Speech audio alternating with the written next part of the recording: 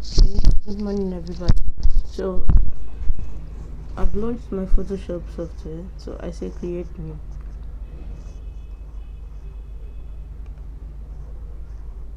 Okay, so once it opens up, I actually change this to inches, make my width 5, my height 5. My resolution should be from 300 and above, so I picked 450. So I say create. Good, it has opened me to this. Now the first thing I do is to locate my layers. This is my layers. You can find it beneath your properties here. If yeah, definitely it will be there.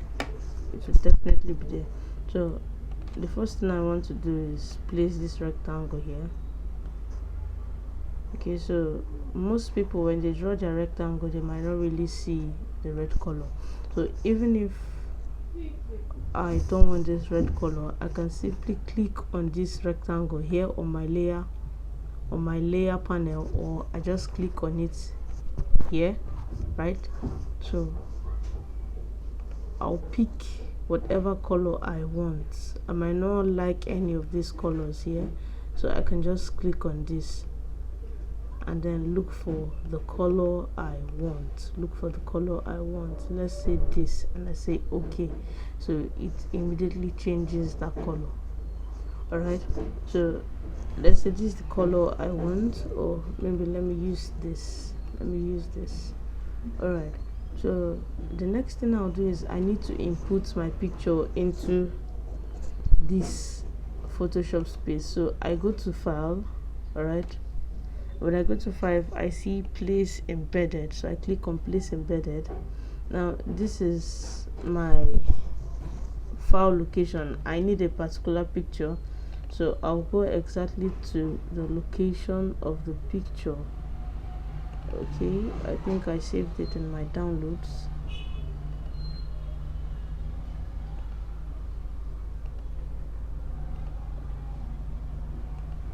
Okay, I think it's this one. So all I'll do is I'll click on the picture and I'll say place.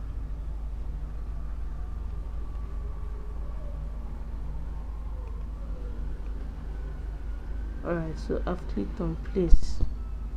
So let's wait for it a bit. Alright, so that is my picture. If you can see this stuff over here, so for me to ensure that the proportion of the picture is properly in line, I'll hold my shift, and by the corner here, if you can see this arrow right here, so I'll drag it up, drag it by the sides, don't forget please, by the sides, either from this corner, this or this. And don't forget, I'm still holding my shift, because if I drag without my shift, it will increase the proportion of this picture and it will definitely scatter it. Okay, let me show you what I'm saying. Without my shift, this is me. This picture is completely off proportion, so if I want to take it back, I say Ctrl Z. All right, so that's that. I've increased my picture, so you can see that I've placed my picture into the Photoshop space. Now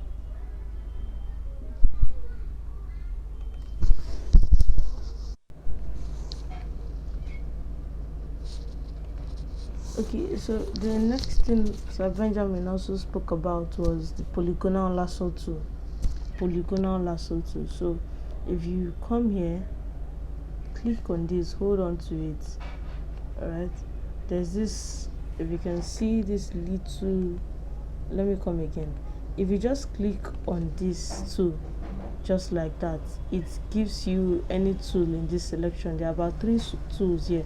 So for you to properly get your polygonal lasso tool, you hold on to this, right, and then there's this drop down menu. So you come here and you say polygonal lasso tool. Good, you click on it. Now what we use this polygonal lasso tool is to take off this picture from this background. You want this picture to stand alone. The next thing I do is that I zoom in, because I need to get it edge for edge. I need every part of it to be cut out. So I'll hold my alternate and zoom in with my mouse, or if you don't have a mouse, you can simply come to this zoom tool. And zoom it in. Alright, now I can see the edges. Okay, so I still pick back my polygonal lasso tool and then I start. So my main aim is to go for edge for edge, right? Edge for edge, so that everything will be neatly done. Now if I keep doing this, actually it's going to take a whole lot of time and the video is going to be very bulky. So what I'm doing, I'm trying to get the edge so I can cut this picture out of the background. So to avoid wasting time, let me zoom out. Alright, let me zoom out. If you want to zoom out easily, you can hold your control and your control minus, and you zoom out. So to avoid wasting time, I'm just going to do it this way so we can move off. Okay, so you can really see. So when you're done, you still connect it back to the very place you started, which is around here. Good, so I've connected it back.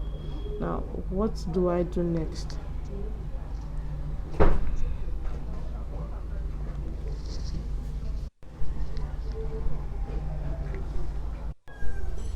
Alright, so let me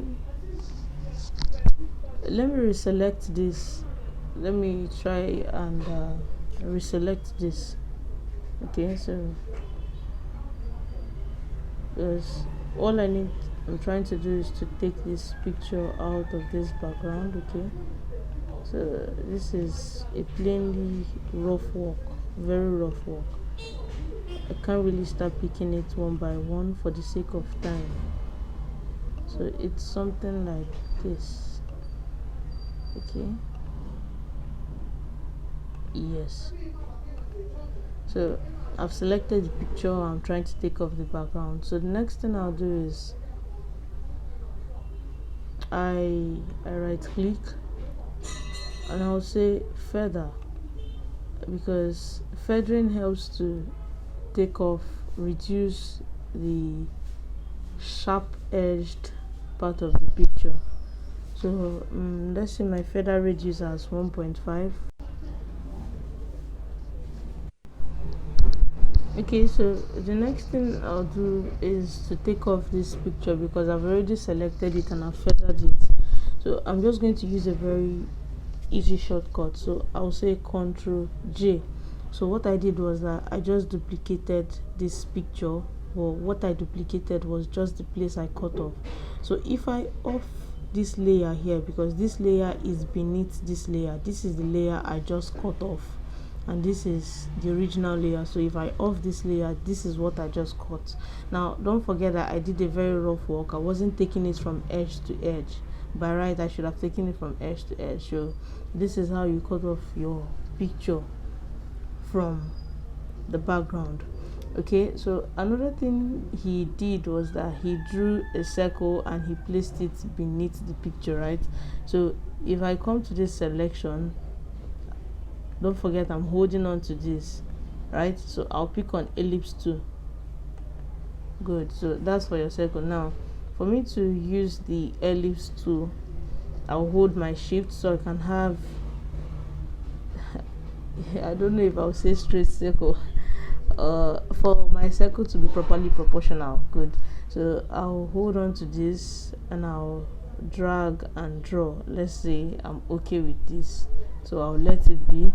I don't really like the color, so I can click on it, right? I'm clicking on this. Now don't forget that this, when I push this to this side, this circle is in front of this picture, because on the layer panel this circle is actually above the picture. So if I want it to be beneath the picture, I'll have to carry this layer beneath the picture, right? So if I want it above, I'll take this layer above the picture as well.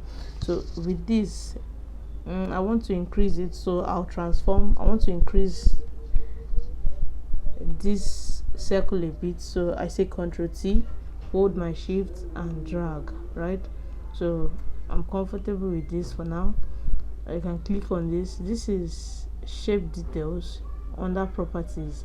Now when I click on this red, don't forget I'm still on my circle background, right, my ellipse background. So when I click on this, I can easily change the color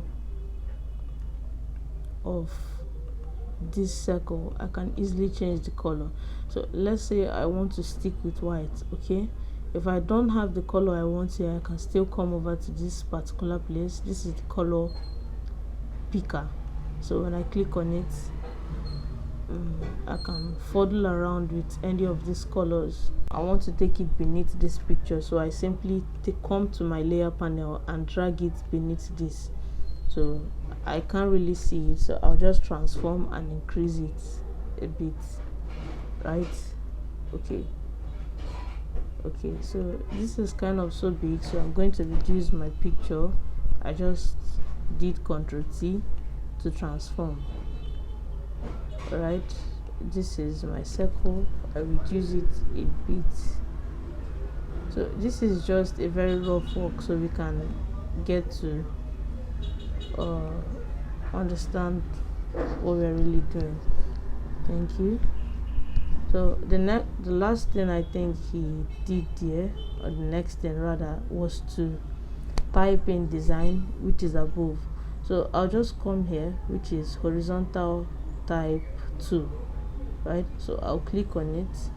Now I'll come here, change the fonts I want. Don't forget I went to horizontal type 2, picked my text tool. I came over to this point. Now the font we were asked to use is Autograph Personal Use, and I already downloaded that font, so this is it right here. So when I type, I'm actually typing with the autograph font. So what I want to type is design. Alright, so I don't really like the color of this. I want to change the color, let's say to white. So I can either highlight what I've written. I'll come to this color picker here, change to white, say OK. Alright, or I'm still on my design layout, I'm still on my text layout. I can come to character and I'll see color here. So I can change to red, I can change to whichever color I want. Alright, so let's say I want this color. Okay, I think I'll just stick with white. And then if you noticed,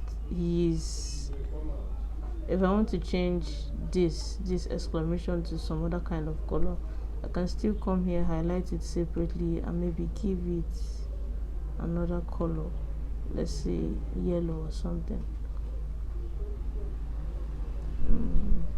Okay, I have another idea. I could make this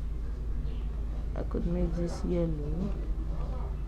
Just come here and pick the yellow by the side, or just look for yellow. Could make this yellow, right? So it's your choice, whatever you feel like you want to do, whatever at all you want to do, so you just do it.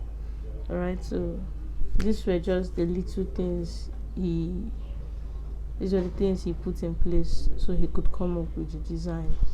So basically that's it for now. Thank you so much.